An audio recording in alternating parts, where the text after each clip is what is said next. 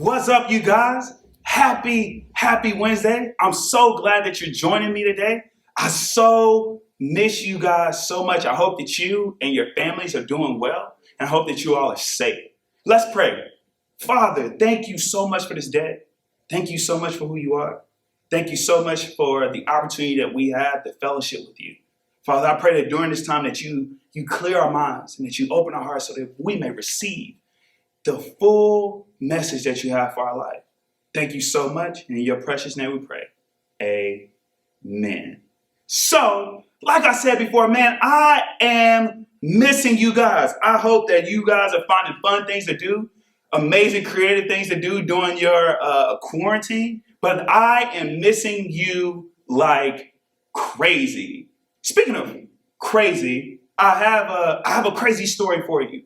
So, it's had to been maybe 4 years ago and also like part of this is intertwined when I was a little kid. But I remember 4 years ago, before my son was born, God had came to me and told me, hey, you're going to have a boy and you're going to name him Samson. He's going to be a mighty warrior for Christ. And I remember I was like, oh, cool. That's what's up. Because at the time, me and my wife weren't even married yet.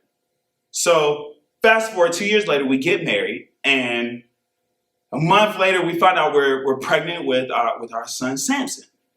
And the minute she told me, the first time, Samson, I said, Samson. And she was like, wait, what? Like, we don't even know what it is that we're having. I said, no, it's all good. We're having a boy. He's going to be a mighty warrior for Christ. And we're going to name him Samson. And she was like, okay, but, maybe we should spend some time thinking of some girl names. I was like, nope, Samson. And then I remember I was trying to tell my friends, and I was like, y'all, we're going to have a kid. His name's Samson. And they're like, oh, wait, what? You already know what the kid is? I was like, no, I know because God told me, but I don't know, but I know because that's what he told me. And so they're like, man, you just want to have a boy. And I said, no. I want to have whatever it is that God is going to bless me with. He just told me that I'm going to have a boy and I'm going to name him Samson. And so I remember when it was time to where we could find out whether or not we're having a boy or a girl, we went to the doctor and they told us we were having a boy. And I was like, yeah, Samson, because God had told me. And then a few months later, out comes my son, Samson, with a beautiful head of hair. And he looked exactly how God had told me he was going to look. And I was never willing to waver in knowing that was God that told me. And so I never wavered in my conviction. That's a crazy story, right? I know. It's insane. But now I want to take some time to tell you a story about a man who was even crazier than that, whose faith was at a crazy level. But I also want to talk about what it took for his faith to get to that crazy faith level. So, as you guys may know, we're in our Crazy Faith series. Crazy Faith. And I think it's such an appropriate time to be in that series right now. But we're in our Crazy Faith series. And the title of my message today is going to be called Trusting Faith. And the first point I want to jump into is that trusting faith, it requires conviction. So, in Genesis 6:13, God said to Noah, I have decided to destroy all living creatures, for they have filled the earth with violence, and I will wipe them all out along with the earth. So why does trusting faith requires conviction? Well, it requires conviction because God came to Noah and he told him what he was going to do. Noah, because of the corrupt way in which the people have been living their lives, I'm going to destroy the whole world. Except you. Right? But how did Noah then know that was really God he had heard from? Well, it's because Noah had a relationship with God. He knew God. He had spent time during his life in close fellowship with God. It says in Genesis 6:9, this is the account of Noah and his family. Noah was a righteous man, the only blameless person living on the earth at the time. and he walked in close fellowship with God. So when God came and told Noah his plans about the destruction of the earth, Noah, he knew who it was. See, that wasn't the first time he had probably heard from God. And that definitely wasn't the first time he had probably talked to him. See, Noah's whole life, he was probably given little tasks here and there by the Lord. And the God would speak to him in little moments here and there. I got you. I am your way maker, your miracle worker. I'm a promise keeper. I am your light in the darkness. And every time Noah trusted him a little more, and his trusting faith grew. His trusting faith grew. So what's the next step of being able to have trusting faith? The next requirement of trusting faith is that it requires obedience. Genesis 6:14 through 17 says, build a large boat from cypress wood and waterproof it with tar, inside and out. Then construct the decks and stalls throughout its interior. Make the boat 450 feet long, 75 feet wide, 45 feet high, and leave an 18-inch opening below the roof all the way around the boat, but the door on the side, and build 3 decks inside the boat, a lower, a middle, and an upper. What? So trusting faith requires obedience. God came and told Noah, hey, look, Noah, I'm going to destroy the world. It's going to be a massive flood. We'll wipe out everybody except you. Cool. But then here comes the obedience part. All right, for you and your family to survive, I need you to build this boat. And it's not just any boat. It's not that boat that you play with when you were a little kid watching Bert and Ernie in the tub. No, God basically asked this man to build a yacht. But what would have happened if Noah made the choice not to do it? If he didn't have the trusting faith to believe that was God who was talking to him? Well, God was definitely going to destroy the world. But he wanted to save Noah and his family. So Noah's trusting faith ended up saving his life. But here's the beautiful thing about it. Because of Noah's obedience, he then ended up being a generation changer. So why is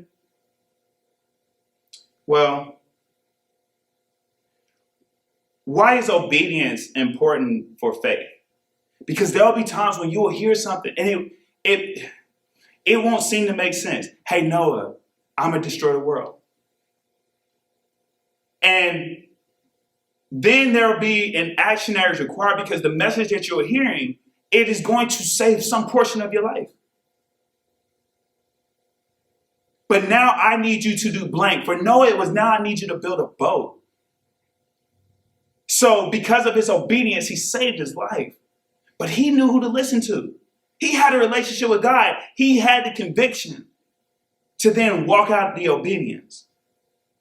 And the reason that God knew to come to Noah was because there had been little times in his life in which Noah trusted. He just simply trusted God. And he was like, I know now because of the small things I did with him. At the time in which he thought nobody was looking. At the time in which he thought nobody was paying attention. Nobody was observing. I know because of those times that he'll do this. He's ready. He's matured in his faith to be able to do what I've asked him to do. And so the last step of trusting faith, the last requirement of trusting faith is it requires crazy trust. What do I mean? Well, let's see how Noah did it. In Genesis 6:18 through 21, it says, but I will confirm my covenant with you. So into the boat, you, your wife, your sons, their wives, bring a pair of every kind of animal, a male and a female, into the boat with you and keep them alive during the flood. Pairs of every bird, every small animal that scurries on the ground will come to you and to be kept alive. And be sure to take on board enough food for you, your family, and the animals.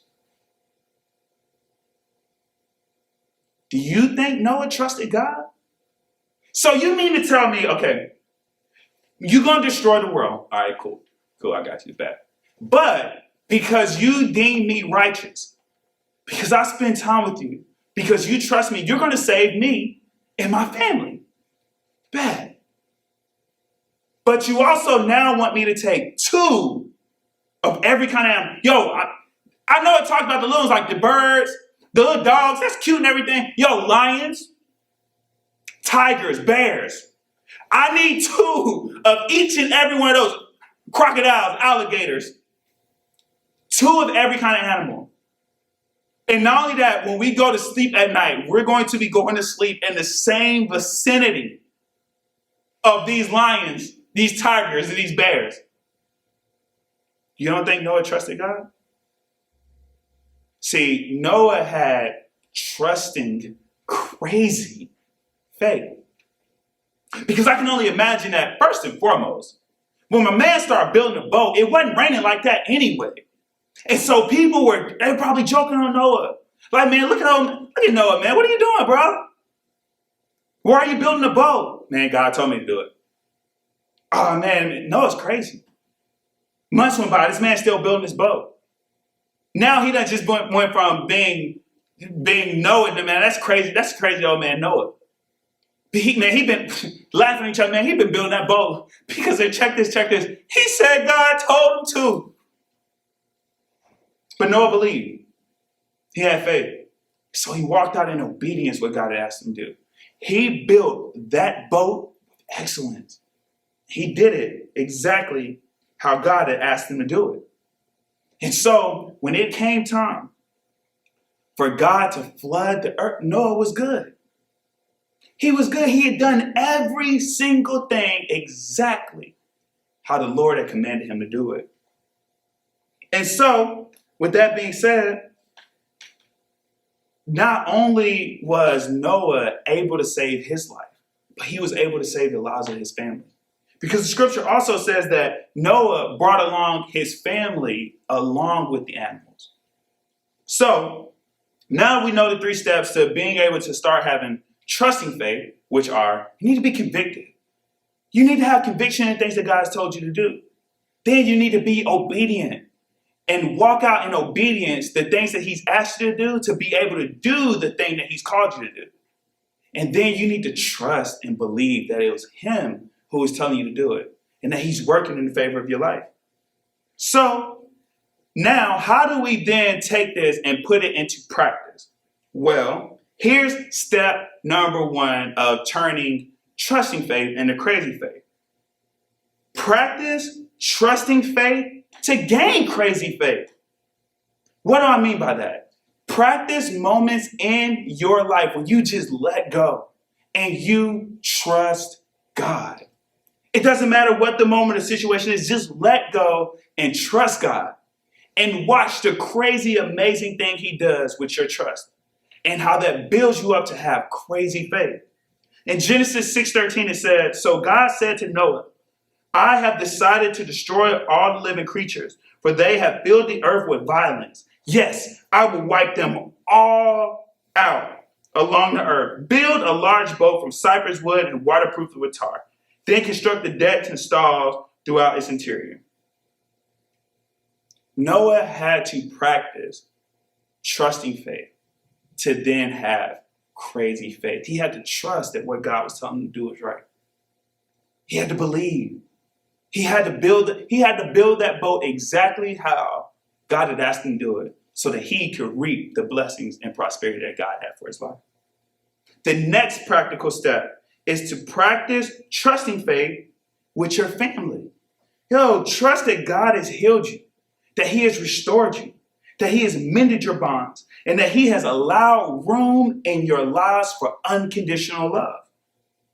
In Genesis 6:17 through 18, it says, look, I am about to cover the earth with a flood that will destroy every living thing that breathes. Everything on earth will die. But I will confirm my covenant with you. So enter the boat. That was amazing for Noah. Enter the boat, Noah. Come into the boat, Noah. But, hey, because you've trusted in me, because you've been faithful to me, because you believe the things that I've had for your life, I want you to come and welcome Noah, but also bring you, your wife, your sons, and their wives. See, because Noah was willing because he was willing to practice his trusting faith, he then was able to bring along his family. And you remember when I told you earlier that Noah's trusting faith ended up saving generations? He was able to bring his kids and their wives as well. And so, practicing trusting faith with your family, God, what did he do? He healed them. He saved them. They didn't have to encounter a storm. He restored them. He brought them back all together during the time in which when all the flood water went away. He mended their bonds. He brought them all together. And that he gave them all an opportunity to see unconditional love. They just saw because of their father's faith that their lives were saved. Look at the amazing example that Noah was to his family. Because they didn't speak nothing about it said Noah was a righteous and blameless man in God's eyes. The next step is to practice trusting faith with your finances. Trust God with your financial situations. Believe that he wants to shower you with blessings and prosperity. Trust God that when we give into his kingdom, that he will give it back greater than we had it before. Genesis 6:14-16 says, build a large boat from cypress wood and waterproof it with tar inside and out. Then construct the decks and stalls throughout the interior, make it 450 feet long, 75 feet wide, 45 feet high, and 18 inches. Why am I reading that again? It's because I don't know what Noah did for his life, but I bet that was a financial burden. God, it just came to, okay, Noah, you've been faithful. Thank you so much. Now, look, I need you to go build this large boat. And I need you to trust that the reason I'm asking you to build it is going to lead you to prosperity, blessings, and safety. And Noah trusted God. He was willing to trust God with his financial situation, which eventually saved his life. Look, Noah didn't ask, how much is this going to cost? It just said that Noah did everything that the Lord had asked him to do. Everything. It didn't say he asked questions. He just did it. So trust God with your financial situation and believe that he will be able to do so much more with it than you will. He asked Noah to build a boat, and he was able to save so many more people because of Noah's obedience. And the last step is practice trust and faith with your future. Trust that what God has shown you and has spoken about your future is true. Trust that the things that he said about you, that you are a child of God, that you were created with a purpose and for a purpose and on purpose. Look at how he did it. Look at how Noah trusted God with his future. In Genesis 8:1-4, verse 13, it says, Noah was now 601 years old.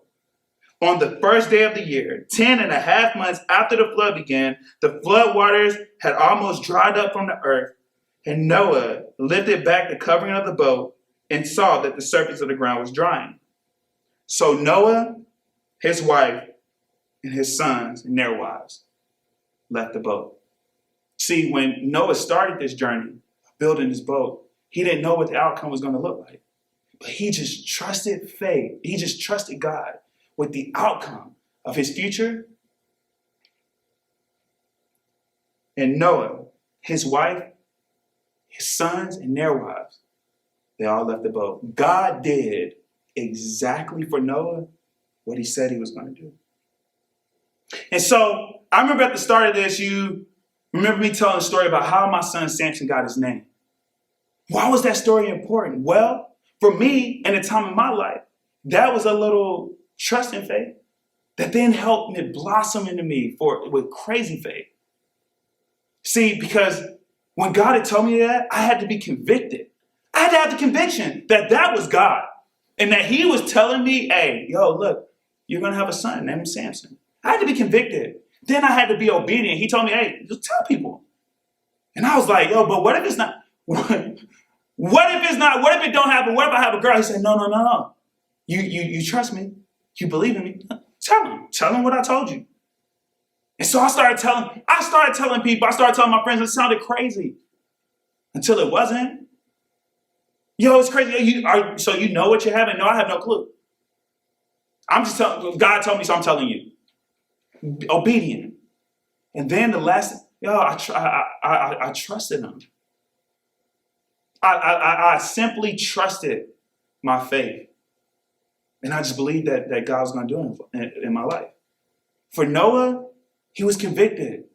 When God had came and told him he was going to destroy the whole planet, except him and his family, he was convicted by what he heard. Then he was obedient. He didn't let anything stop him from doing what it was that God had asked him to do. He didn't let his friends stop him. He didn't let his financial situation stop him. He didn't let the things that were going on in his life stop him. He did exactly what it was that God had asked him to do. He did it with obedience. Finally, he trusted the promise that God had laid on his life and that God was going to do on the back end what he had said that he was going to do. So Genesis 6:22 sums it all up. If there's nothing else that you take from this message today, the one practical thing that I said that you can do to get this crazy faith that Noah had, there was one thing that Noah did. And here's the crazy thing about it. If you choose not to do this one thing, the rest of it won't matter. In Genesis 6:22, it simply says, so Noah did everything exactly as God commanded him. Noah did everything exactly how God commanded him. Will you? That was how Noah was able to save the lives of his family, because he was a man that was sold out to the vision that God had for his life. He was convicted, he was obedient, and he trusted him. See, God had wiped out everything on the earth except Noah and his family. So Noah's trusting faith grew to a point in which it was crazy faith. God trusted him with little things that Noah did.